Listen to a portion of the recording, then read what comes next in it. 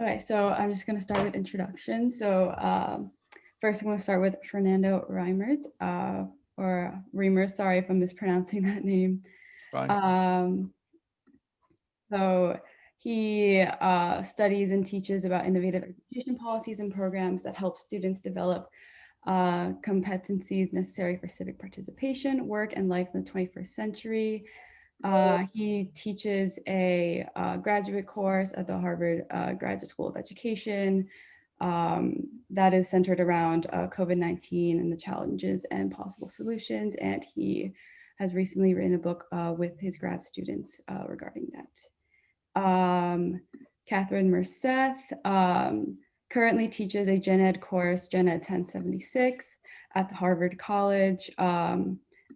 And it's K through 12 academic excellence and equality. I'm currently taking it. It's a fantastic course. Reem is one of our star pupils. Definitely love the course. Very, very informative and like changing, honestly. And she also was a math teacher. So she has a lot of experience directly with students and has also been a big part of developing K-12 education and curriculum. And Lauren Maskovitz is a public high school teacher, teaches math at Greenwich High School in Connecticut, and has years and years of experience working with students and will be a great asset to this panel. And I would just like to thank Heer Patel for being a huge part of forming this panel and planning it, organizing it, as well as the rest of the Harvard UNICEF club for helping organize and being super helpful. So just to get started with the first question, it's more of just a very general question. So what are your general impressions with how schooling is going during this time, and in terms of just like how students are being impacted, the challenges students have been facing, as well as teachers, and is it better than it was in the spring?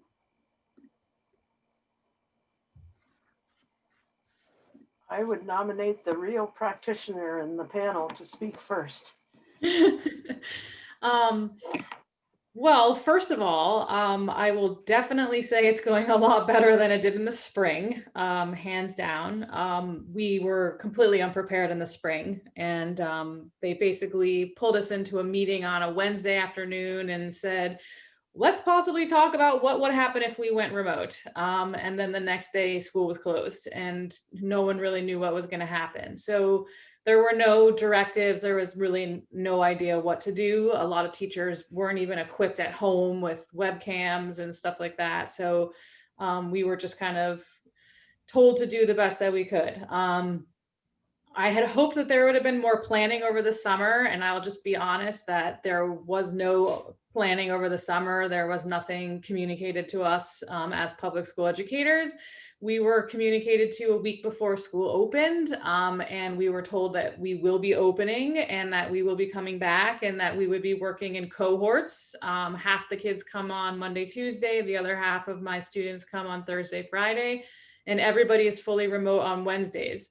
So when the teachers came in, it was kind of running around trying to figure out what we were doing, learn how to use webcams, microphones, how are we going to give tests and quizzes, how are we going to reach the kids that are fully remote, not coming into the school building. So it's been a lot of trying to figure stuff out on the fly without very much training.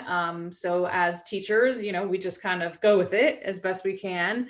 But it's for sure a lot better than it was in the spring because we can actually deliver content and lessons to the students and have a little bit more resources at our fingertips since we are half in the building and half not. So I can say that is for sure a change right now for the students. It is for sure kids are missing out. I mean, we're missing out. I'm missing out as an educator. I am not being able to form the same type of bonds that I do normally with my students. Not being physically in the same room with them is very difficult. It's hard to get to know someone. And I can also speak to it's awkward and strange being in a room full of people wearing masks. I don't really you know, a couple of them said to me the other day, Miss Maskovitz, we don't even know what you look like, because they've never seen me without a mask on until recently, because they've also allowed the teachers to now work remotely on Wednesdays, which was just, to me, strange. You know, it's just strange. So it's very difficult. We are all for sure missing out on large parts of that socialization and the bonding and the real development of education, as well as just interpersonal skills that we all learn a lot and teach as teachers. You know, it's not just about the math. It's also about learning how to be good citizens and learn the skills to take forward with you as you continue in life. So that's what I see.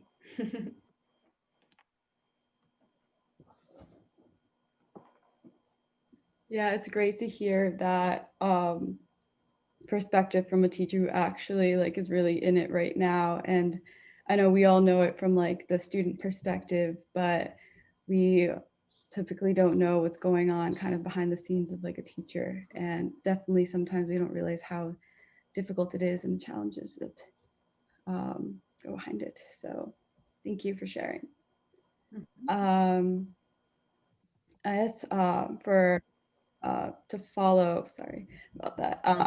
I'll follow up a little bit, Sabrina. I think I'm not in the class, so everything that Lauren has said, I read about and you know, see from 3,000 feet. And the first thing that I'd like to say or like to put before you is to think about teaching and think about what makes for a powerful teaching and learning situation. And I think one of the most important things that Lauren touched on is this relationship between the student and the teacher.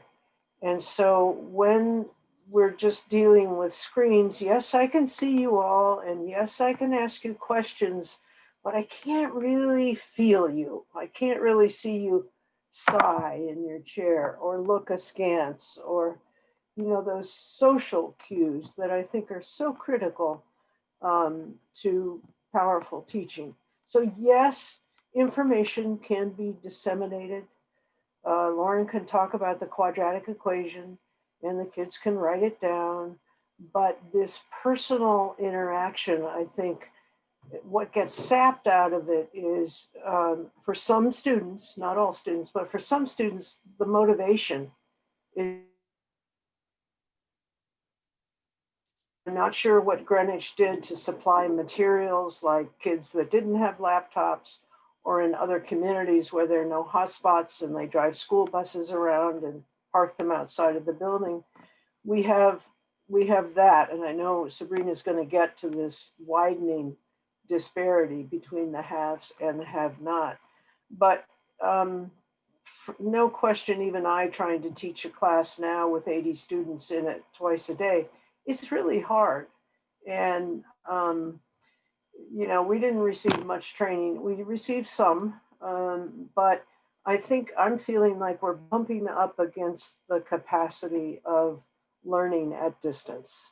And my question for all of you who are creative, and for Fernando too, you know, are there other ways that we can do this? I know, Fernando, you'll probably speak about the use of cell phones or the use of TV in developing countries. What else can we use to amplify and to support this building of a relationship, which I think is essential to learning? So let me say a word. The first thing I want to say is that I'm really happy to see 22 undergraduates from Harvard College curious about what impact this pandemic is having on education. And what that makes me think about is a meeting that took place in March of 1947 in Harvard College, where the Harvard Student Council, the International Activities Committee of the Council, invited a man named Bernard Drevitsky, who was the head of UNESCO Reconstruction and Rehabilitation section, to talk about the reconstruction efforts in Europe. So this is 2 years after the end of World War II. Europe is devastated. There's a lot of poverty. There is a lot of schools have been destroyed. And UNESCO was created to try to assist with that. And a group of undergraduates actually invited these men and said, how can we help? How can we help with food relief efforts? How can we help with student exchanges and so on? So I'm glad to hear that. Now, the year after that meeting, at the General Assembly of the UN adopted Universal Declaration of Human Rights and included in that text the right to education. And that act changed the face of humanity, because at that moment, the world had 2.5 billion people, only 45% attended school. You fast forward to today, 7.5 billion people, 95% go to school. Wouldn't have happened without that act of imagination.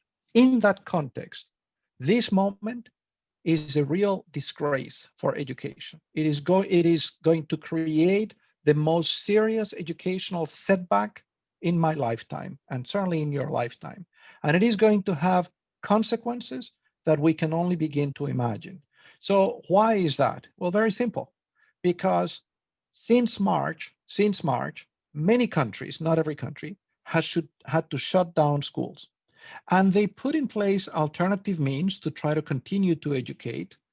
And they're sort of working, but they're not working as well as schools, and they certainly aren't working for all the kids. So they are producing two things. They are producing, some kids are losing their engagement with school. And engaging with school is something that makes it harder for you to re-engage when you lose that engagement, and may cause some kids to drop out. So we have evidence that violence against women and girls is increasing around the world as people are locked down. Teen pregnancies are increasing around the world. So you were 14, your school's locked down, you disengage from school, now you're pregnant. You think you're going to go back to school when school reopens? No, because the school is not going to reopen for a while. And I'll tell you why in just a moment. So it's producing lack of engagement for many kids. And it certainly is producing for all kids what's called learning loss. You know what learning loss is? It's not just that you don't learn as much, is you forget what you knew. And we have good research on learning loss in the summer. It's terrible. In a summer, people lose the equivalent of 1 month. And if you're poor, 2 months of school. So just picture, it's now 7 months. It's likely going to be 2 years. And I'll tell you why I think it's going to be 2 years. So what this is going to mean is that this generation of people in school are going to be on average less educated than those who are in school before them. And you know what the consequences of that are? It's harder to get a job. It's harder to engage civically. It interacts with all kinds of other problems that we have, like social, political divisions. So the World Bank has actually put some numbers as to what this is going to mean in terms of economic loss. You know how much money this generation is going to lose? $10 trillion. $10 trillion because of the learning loss. And these are conservative estimates. Those estimates were calculated 2 months ago when they kind of thought, well, this is going to be an 8-month phenomenon.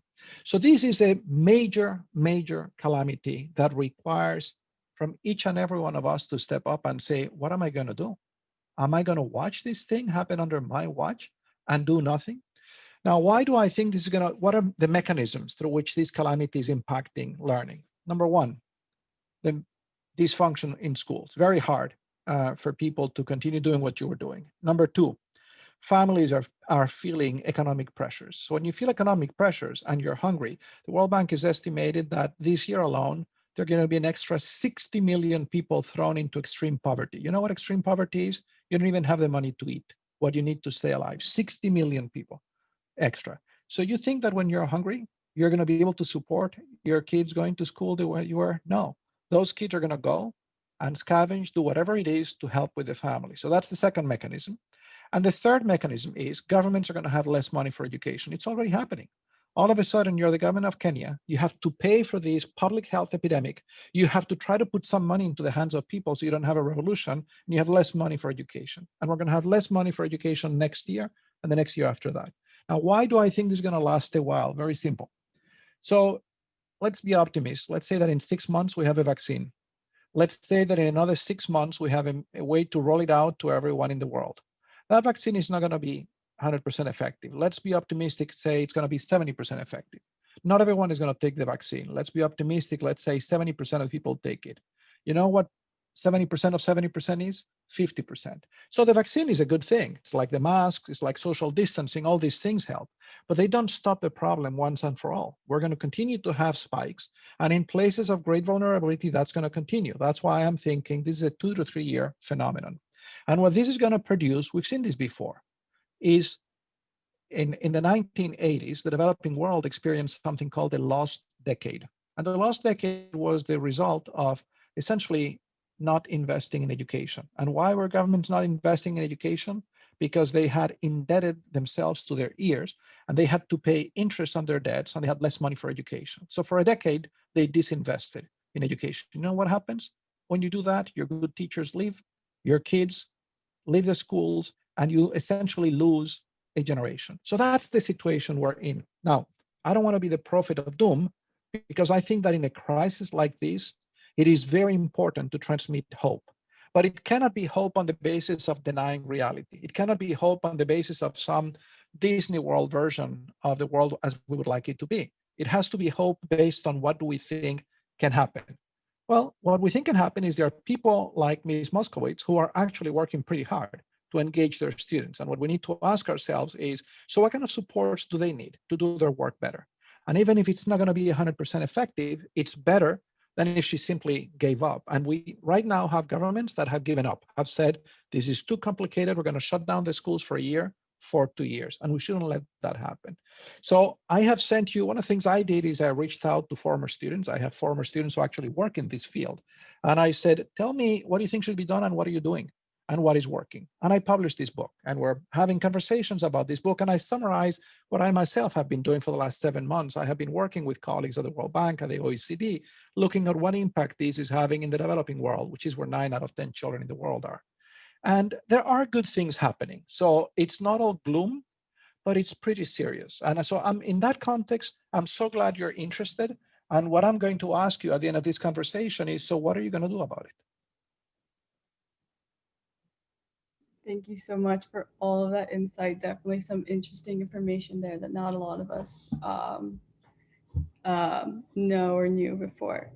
So I guess many of you have touched upon this already, but just maybe to expand on it a bit. How has the pandemic highlighted or amplified already existing educational disparities?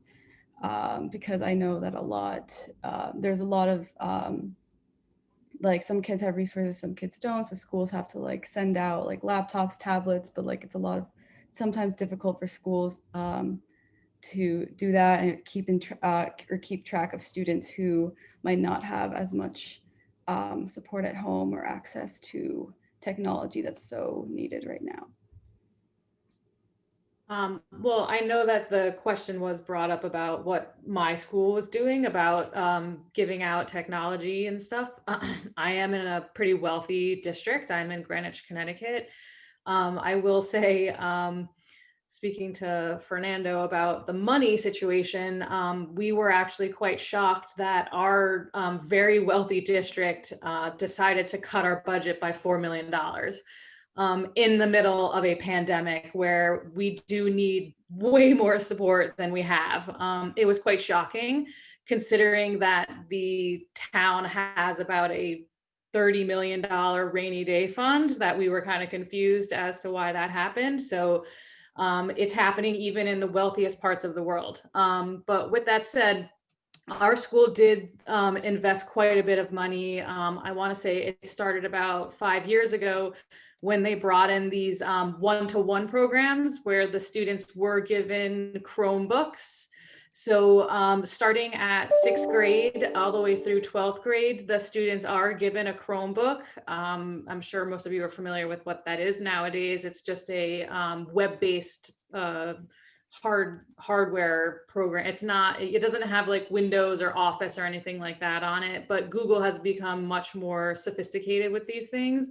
So each of our students do have Chromebooks, so they can log in to, we use Google Meets, so they log in to me through Google Meets and have that available to them.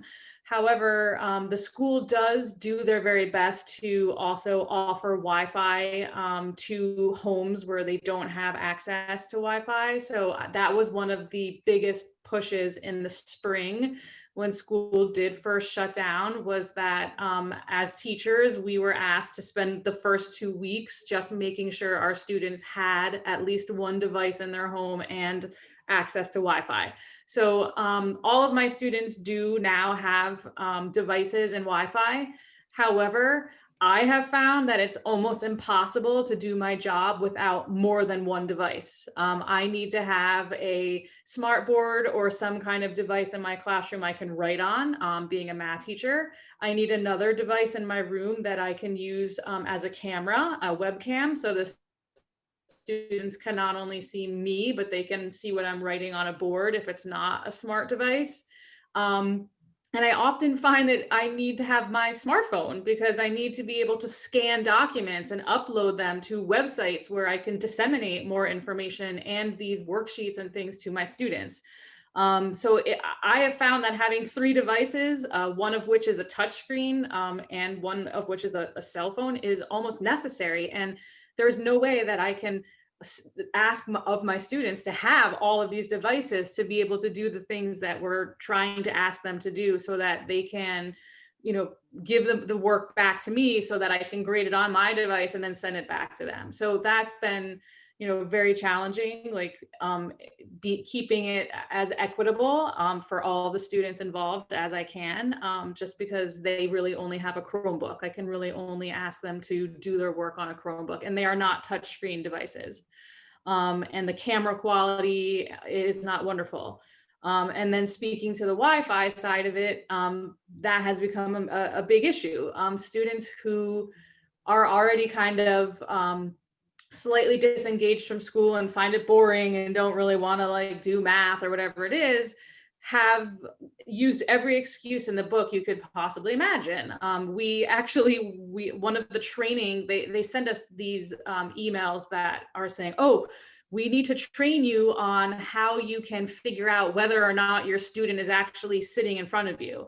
So I see all of your faces in front of me, but that doesn't mean that you're actually there, Sabrina, right? It could be you have just put up it's kind of silly, but like that you have just put up a still photograph in front of me. And that is something that has been going on.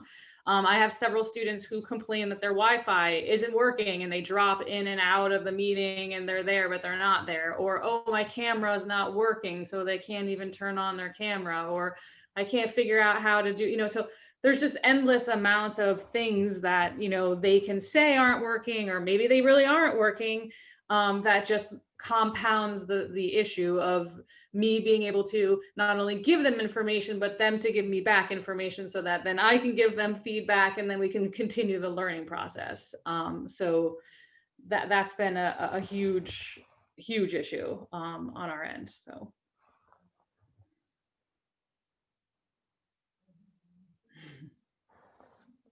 To add to that, help us just step back a little bit. About 10 years ago, Harvard and MIT and Stanford and other places discovered MOOCs, massive online learning environments. And this was going to transform higher education. And they poured millions of dollars into the development of these courses. And, unlike Lauren, they brought in fancy film studios and they had every device they needed. And they had folks who were assisting, like teaching fellows or whatever. And they found, this was the best pedagogy they could come up with at that time. They found when they studied these courses later, only 5% of the people completed it. And these were adults who signed up, who volunteered, who said, yes, I want to learn coding, or yes, I want to learn elementary biology. And so, I think, I totally hear you, Lauren, but I think even with the best of connectivity and, and devices in front of us, I think we really have to step back and say, what is it about the teaching learning process that we need to just completely change? just completely get rid of. And it feels, again, I'm not in the classroom, and my heart goes out to you every day, because I know how hard it is for me. What could we change that would cause your students to want to see you every day? What could we do? I know you're hired to teach math, but you also do a heck of a lot of other things like develop social capital and so forth. So what could we do to increase the motivation for kids, to help them, see? I mean, all the kids on this screen love learning. That's basically why they are where they are. But we all know people and have our own children who, for whom school wasn't a great thing. So I'm just starting easy is, what could we change that would cause kids to turn the screen on? Yeah, I really don't know in terms of turning on a screen. Yeah. I can speak to the fact that I taught in what was called the Innovation Lab at our school for the last 4 years. It was a STEM program. I taught the sophomore program, which was Algebra 2, organic chemistry, and I revitalized the horticulture program through this initiative. I can tell you that it was the best 4 years of my last 20 years of teaching. Yeah. I saw kids who literally wouldn't even like look at me in the classroom, wouldn't engage with me at all, wanted nothing to do with school. I suddenly, I had a co-teacher and he was the science component, and we would just throw large questions out to the kids. For example, the first week of school would be, so we all know the environment is pretty screwed up, and we know that we need to make some serious, significant changes in this world. What are some of the problems that you guys see, right? And we would just walk away and just watch the kids come together, and they didn't know each other, and it would take a while, but they would just start coming up with all these things that I didn't even know about. And then we would ask them, okay, so how can we start making changes? Like you're asking about how we can make changes in education to get the kids more engaged.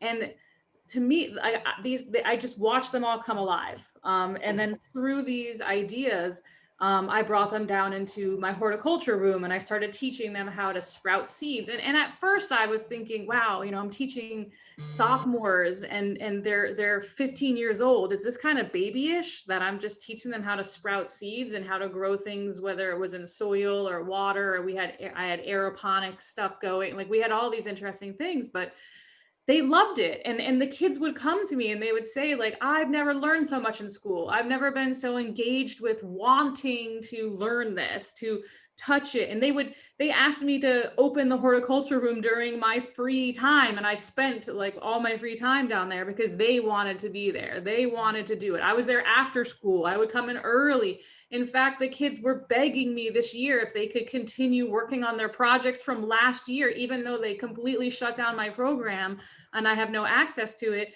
I was trying everything I could, but they throw us out of the school building by 3:15. So I can't do it. But I mean, that's just a little, forgive the pun, like a seed as to like how you get kids engaged, like in what they're learning. And I found that in my 20 years as a high school teacher, like they really engage with things they want to learn, like it's got to be of interest.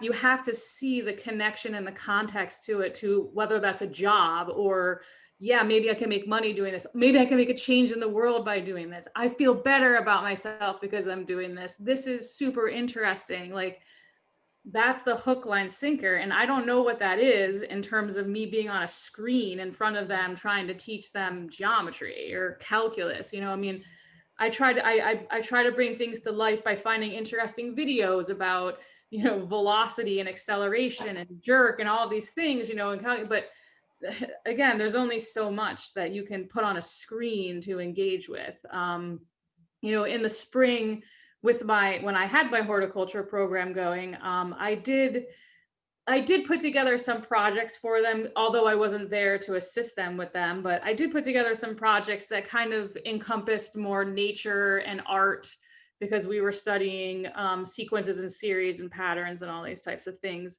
found it, and I just kind of threw it out to them, like, go out into nature and find something for me that can mimic an arithmetic sequence, or something that you might be able to describe geometrically, and all this kind of stuff. And some of the kids, like, they were super into it, and they went out and they came up with things I never would have thought of either. But sometimes just big, broader, overarching questions about, like, what does it mean to be the number 2? Sometimes you never know what they can come up with. But in terms of really significantly changing education in an online type of context, I really don't know. I mean, I go back to that bond that I have with my students in the room. Like you were saying, like you can feel them, you're vibing with them. I get, you're happy, you're sad, you like this, you don't like this, you're laughing at me, or you're laughing with me. I don't know. I mean, it matters so much, the being together. So I have always, like, for the last 10, 12 years, or even when I started teaching, always felt like this is so archaic. Like, I'm teaching out of this book, and I'm just spewing things out at them as a math teacher, which is why when the innovation program started at my school, I joined it, because I've always felt that is the way school has to change. Like, that is the significant change that has to happen. But in this time, through COVID and being a remote teacher through a computer screen, I'm at a loss, because I'm also not in the generation where I grew up with a cell phone in my hand. I don't play video games. I mean, the last video game I played was Super Mario Brothers, and I don't even know, like, do you know what I mean? My husband's a tech guy, and he's self-taught, computer programmer, and runs his own businesses now. That's intrinsic though. Like, you have to want to learn that kind of stuff and pursue it and get it. And then again, it's the connection you have with a teacher that helps you pursue that passion and continue with it. It's a big question, for sure. Let me maybe give you a couple of examples so for the last several months, I have been writing these case studies of people who are finding ways to continue to educate the kids in one way or another. And so let me give you 3 examples. We've done about 30, and I have placed a link where you can find them. And they've been pretty inspiring. I don't want to be Pollyannish and make us wish that we should have wished for this pandemic, but it is what it is. We are in a pandemic. And so the option is, are we going to shut down the schools, or are we going to try to do something? And I have been impressed at how much creativity and innovation there has been around the world. Let me give you 3 examples. So one example is a former student of mine. He works in Bangalore in a foundation who works with kids who live in the slums. They're street kids, or they live in their homes. And what his foundation does, is help them develop life skills and learn to speak English. So of course they have been able to meet. There is a pretty strict lockdown in Mumbai, I'm sorry, not Bangalore. And so what they did is they're using WhatsApp to connect with the kids every day. And they basically are doing 2 things. One is communicating to the kids, we're still here for you, how are you doing? And it's an incredibly important thing for anybody, but especially if you're poor and marginalized, to remember that there is someone who cares about you and about your studies. And they have found a way to use WhatsApp to continue to teach English lessons to the kids. Independently of these, one of the case studies, not of a former student of mine, and a foundation set up by the Jesuits in Chile, who also works with high school dropouts. Again, kids who've had pretty traumatic experiences with grown-ups, and who tries to also teach them life skills and to finish high school. They've done the same thing. They're using WhatsApp to both deliver a curriculum through WhatsApp and to continue to communicate with the kids. And it's the first thing that they do. Now, if you were to ask me, does that compare to what those people do when they can meet? Of course not. But is it better than kind of giving up? It's a lot better than giving up. It's a lot better than what we could do in the last pandemic. I'll give you a third example, because it was created by people your age. In Chile, when the government decided we're going to shut down the school, these 2 20-somethings said, what are we going to do about our kids? They didn't say, what is the government going to do? They didn't say, what is the principal going to do? They said, what are we going to do about our kids? And because they are part of a network that involves people in about 55 countries, they had heard that people like them in Nigeria had basically used their iPhones to record math and English lessons, and then deliver those recordings to their kids. So they did the same thing, and apparently these lessons were pretty humorous. So much so that within a week, everyone in that municipality, not just the kids, the parents were listening because it was fun. The mayor picked up on this and he shared that with 250 mayors of pretty rural places. So they built a partnership with radios, and what began as a solution of these two 20-somethings for their kids became now the national solution. There are now 50 people producing that, the national solution that the government had been able to develop. Now, if you ask me, is it wonderful? No. Is it better than nothing for kids who are? Of course, it is a lot better. And it's a great reminder of the power that we have in this day and age, right? With all the tools at our disposal. So, I mean, I put things in perspective. I'm going to talk about three other previous crises. 14th century, a terrible pandemic hit Italy. It was called the bubonic plague or the Black Death. Within 2 years, it had wiped out a third of the population of Italy. And it was terrible. It was terrible. I mean, killed a lot of people, caused a lot of suffering. But one of the things that it did is it caused people to begin to question what was wrong with the world before the pandemic. And what was wrong with the world is that there was a lot of corruption, political and in the church. And people were spending a lot of money on wars. Those little citadels in Italy were spending money they didn't have fighting with each other. So here's a fellow your age, 21 years old. His father is a banker. The bank is bankrupt, although he doesn't know it. His name is Lorenzo. He inherits the bank at the age of 21. And all of a sudden, he finds himself with this responsibility. And he says, you know what? And because it's a big bank, it's actually the Bank of the Vatican, he says, I'm not going to do what everyone else is doing around here, which is spend money we don't have in wars. I'm actually going to rebuild Florence. I want to make this a place where people want to live. And he begins to sponsor artists and scientists. So in that little city of Florence, he supports Michelangelo and Donatello and Raphael and Leonardo da Vinci and Machiavelli. And the concentration of all those talents create what has been termed the Medici Effect, and actually gives rise to the Renaissance, which transformed society from a pretty stagnant Middle Ages into flourishing. Now, this was started by a 21-year-old person, someone your age, who actually, in the face of that tragedy, he asked, what am I going to do? And he did something pretty bold, which was not what everyone else was doing. Now, I'm going to talk about another pandemic just to remind us of the potential of this calamity. 100 years ago, the Spanish flu. You know what the Spanish flu did in Germany? It gave us Adolf Hitler. And you know what was the mechanism through which it did it? Spanish flu hit in 1918. For those of you who are curious, the Federal Reserve Board of New York published over the summer a beautiful paper doing an econometric analysis that shows the impact of the pandemic. The impact was very simple. It depressed economic activity and municipal spending, pushed a lot of people to the margins.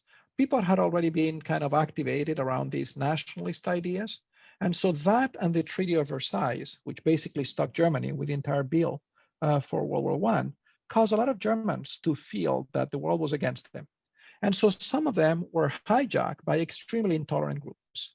And this fellow, who was a total unknown named Adolf Hitler, basically had the patience of building a coalition with these groups of nothing. And within 12 years, he was elected Chancellor of Germany.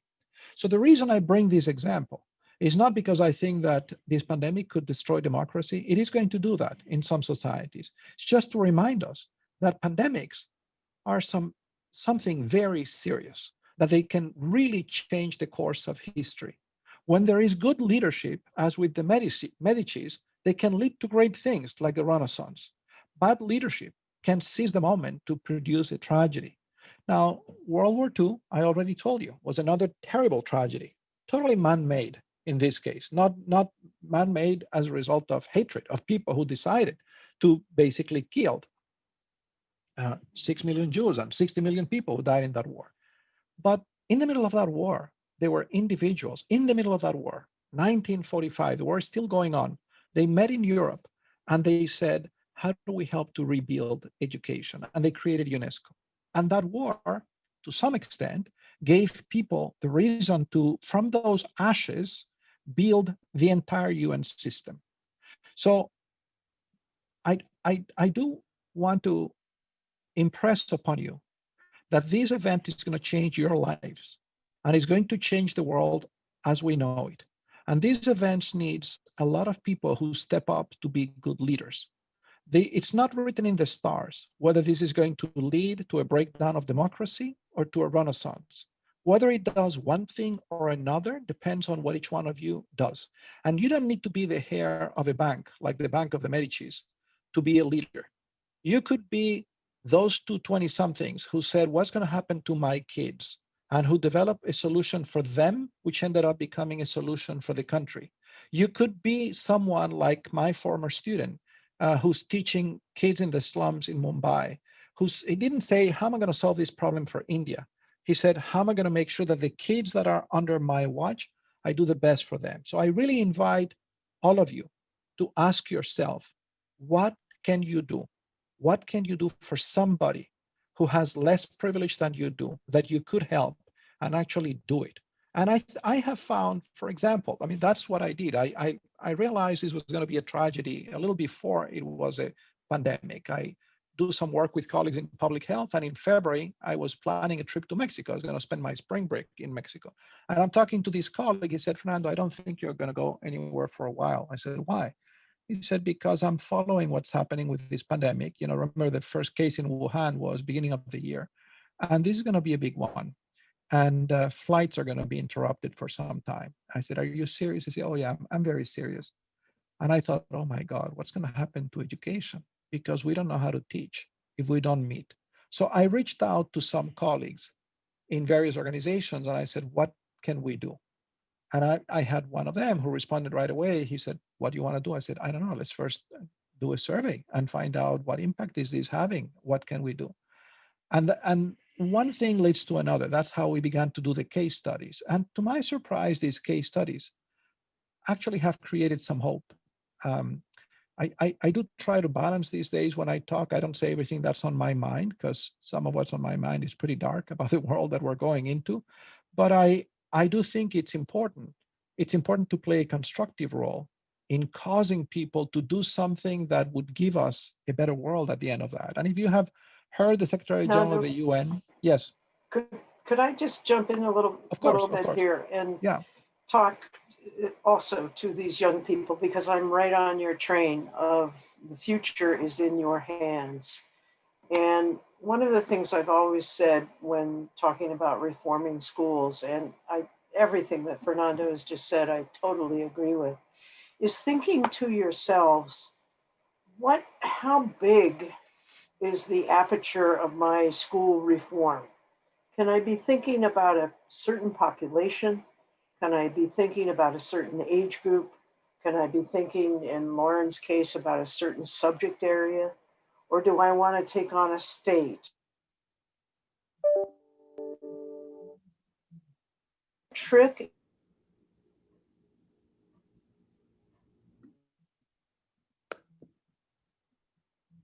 develop a neat game for your cousins or your younger siblings, okay.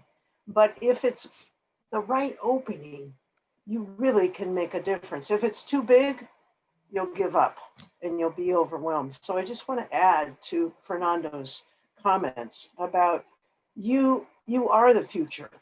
And earlier he said something that just always rings in my head. Kids who say, I don't care how much you know until I know how much you. And so building into the social emotional, we're all struggling. I mean, Fernando, I wish I could hug you, out there in Belmont. We're all trying to do the best we can, but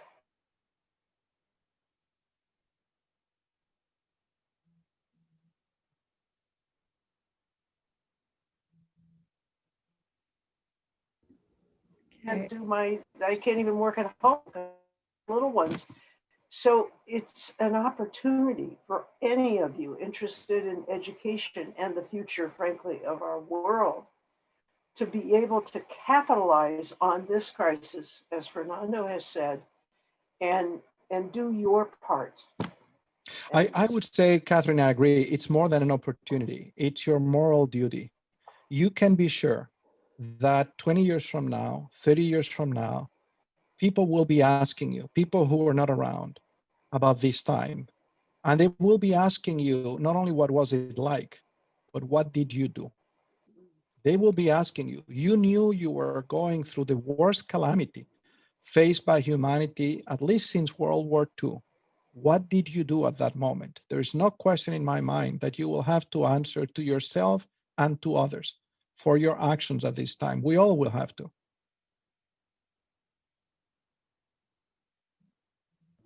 Yes, definitely. Thank you all for those amazing insights and comments, especially what Mrs. Maskovitz said. A lot of it aligned with what we're currently reading in class, and like it definitely made a lot of parallels with that. So thank you so much. I now wanted to open it up to some Q&A. So if anyone has any questions that you would like to pose to the panelists, please feel free to either just unmute yourself and say it, or you can type it in the chat if you'd like.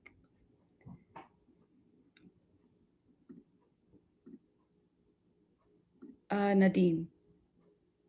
Thank you all so much. That was incredible. And I feel like having everyone from different fields and doing different things and looking at it from different ways was really insightful. I guess my question is, it's very easy for me as someone who experienced, for example, college in person to sort of move online because I know what in person is like and I know what the quote unquote normal is like. But I'm really interested to see what you all think from all of your fields, how it would be for people who are either first years in college and don't know what the experience that we all reminisce is, or if they're, for example, elementary school students or middle school students who don't know what in-person like interactions and having that relationship with your teacher is like. So maybe post-COVID, regardless of how long that's going to be, how where we are now will impact what we start to see when we go back into the classroom.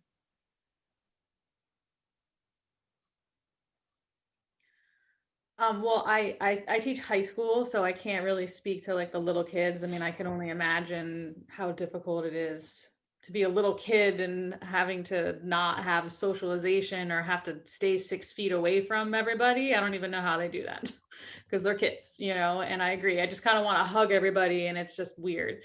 But I can speak to like well, I was saying before, I don't know if it was before we started or not, but the freshmen, you know, that I don't know if you remember because it was so long ago, but coming from middle school into high school is quite a big transition. And you know, I've been teaching for 20 years, and you kind of have to like sometimes remind yourself, like, okay, yes, we're in a pandemic. Like, I have to step back. And you know, when I did teach middle school for a few years and I transitioned to high school, I kind of brought some of those like methodologies with me. Like, you need to have a binder and it has to have this many tabs in it, and you have to keep these colors, and you have to do this, and you know, and I was like all over them, you know, and I'm like, oh God, back it up, Maskovitz. Like, they're in high school, you know, like you got to chill that out a little bit. So over the years, I've been like I'm still gentle with them when they first come in. And I'm like, this is a method that might work for you, but you can choose because now you're in high school, you know, and we should use colors, but you don't have to if you don't want, you know. So, but, you know, now that we're in the pandemic, I don't have that as much of that bonding with them or kind of control, if you want to use that word. So I kind of have to be a little bit more like, okay, you guys, we're all in this together, and we're going to develop some things that work, you know, we're going to try. And so I've been a lot more lenient and kind of flexible. And I'm going to say, it's not just with my freshmen. You know, I have some seniors who are already kind of falling to pieces, and I have to kind of reach out and be a little bit tough, you know, and say, hey, I know that you're 17, 18, and I know you're a senior, and I know you know what school's supposed to be like, and I know you know how to do high school, but at the end of the day, like we're all struggling through this, you know, we're all going to do the best we can. And like, as long as we keep communicating and talking about it, we'll come up with something that works for you, because maybe what I'm trying to do and keep everybody on the same track isn't working for you. We'll come up with something that can. So trying to be like our school's motto is freedom with responsibility. So like, I've always tried to embrace that, where it's like, okay, I have to give you more freedoms because you're in high school, but yet again, we're still in high school. We're still young adults. We still have to like have responsibility and learn how to do that works for us. So you know, it's been tough because I want to like let them kind of go with it, but then again, I still kind of have to pull it in a little bit more this year because I have, and it's a lot of time on my part. Like I spend hours a day reading email. Like my husband's on the computer all the time. Like he's used to this, like you're saying, like you had the college experience, you're now in the world. So to you, it's like, okay, my husband's the same way. Like he works 2 days a week in Manhattan and then 3 days a week he's online. So he's used to sitting in front of his computer and doing this whole virtual Zoom thing. And in fact, I've never used Zoom before. It's my first time. You know, for me, it's like a whole nother experience. And I'm literally drowning in emails because you guys are they're firing emails at me like, what was the homework for tonight? And I'm like, it's posted on Schoology, you know, what was this here? Like they're little things, but it adds up to be lots and lots and lots of administrative things. So trying to manage all of that and try to give them things that are going to work for them it's been a challenge for me as a teacher, you know, and trying to be giving them the freedom, you know, to do what's best for them, but also keeping the responsibility it's hard, you know, but you know, as high school kids, I think it is a little bit easier for them to kind of come up with those ways. As little children, like you're asking about like the elementaries, I really don't know. Like I don't know how they're coping with that, but we all kind of have to figure out what works. And I'll just tell you, as young people, the best thing you can do is what you're doing now: communicating, talking to each other, talking to adults, talking to each other, talking to experts, talking to someone maybe just sitting on the side of the road. Like, you know, communication is key to everything really in life, is what I always tell my students. Like, if you're not talking to me, you're not talking to each other, you're not talking to someone, then no one's in your head but you know, so it's important, you know. Thank you so much.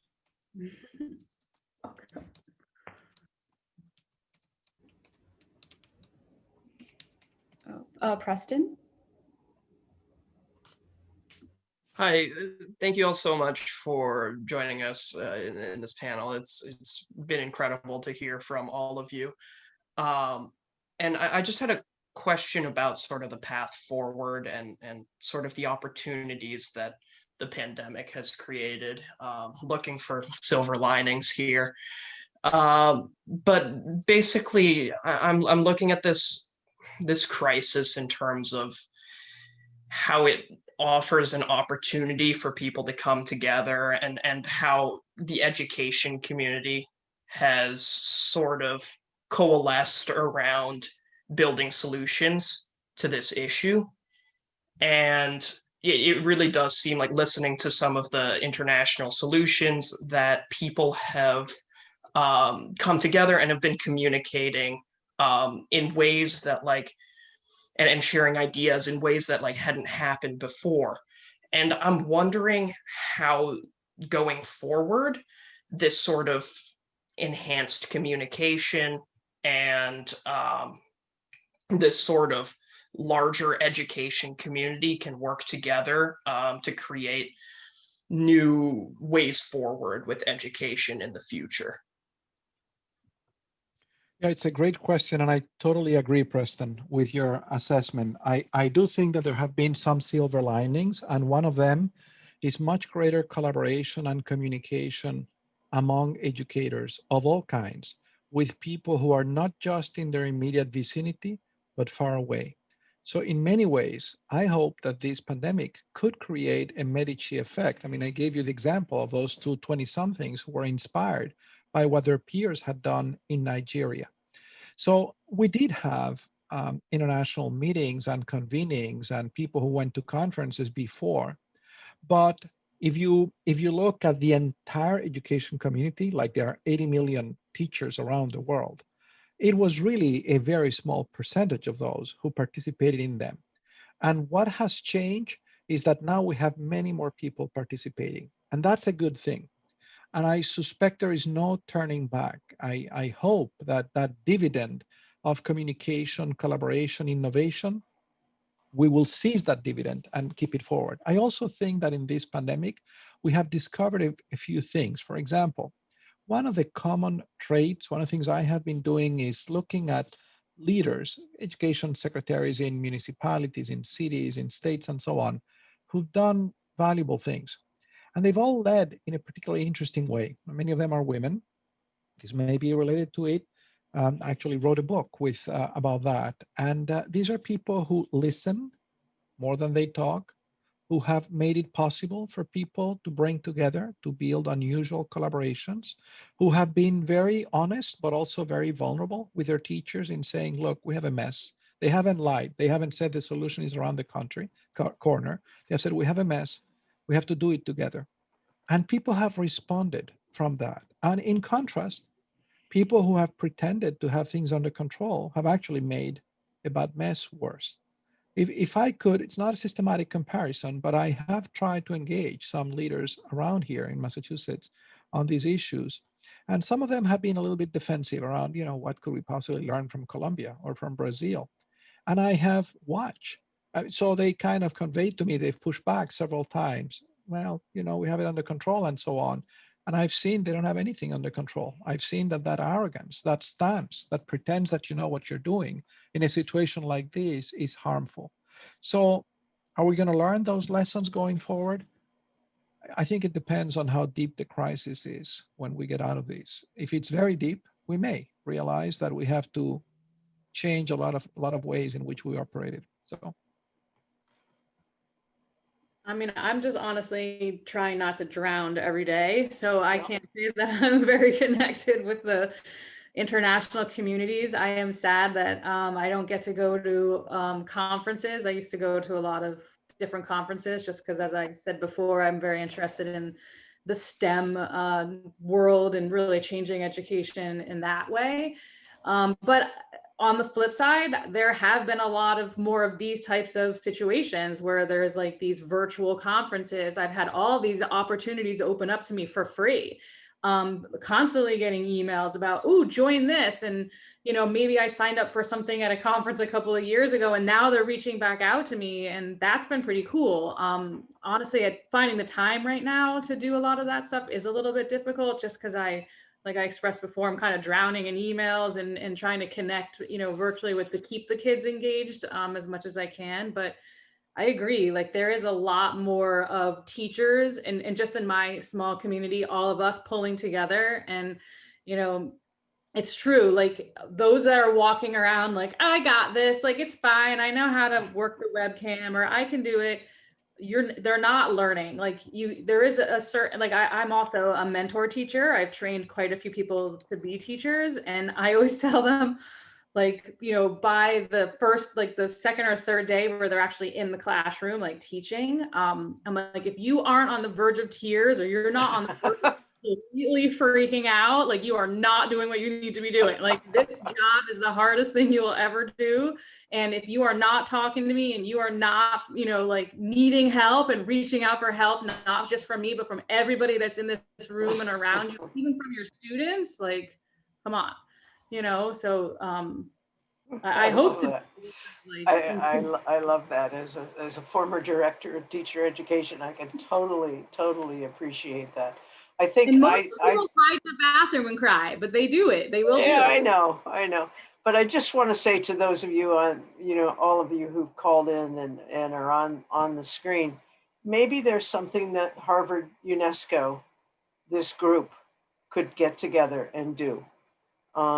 You've got the sort of picture of the world. I think both Fernando and I and Lauren have given you a really impassioned sort of plea.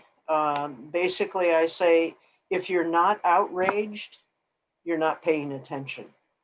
And so what can you do to move us forward? Because as Fernando said, it's a hot mess. And everybody's trying to do the best they can. And we need your thinking to be able to help us. So thank you.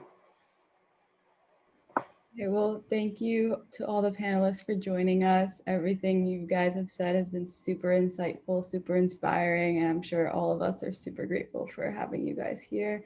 And thank you for everyone else for joining and being a part of this discussion. And learning some more about education during this time. And I think I speak for the three of us that, if you want to reach out to us with ideas or whatever's, I'm sure you can find all of our contact information. So Yeah, don't be Sabrina, shy. feel free to share like my email or anything if you need, or Why don't you know type it in the chat? oh, sure. And I will too, and Fernando.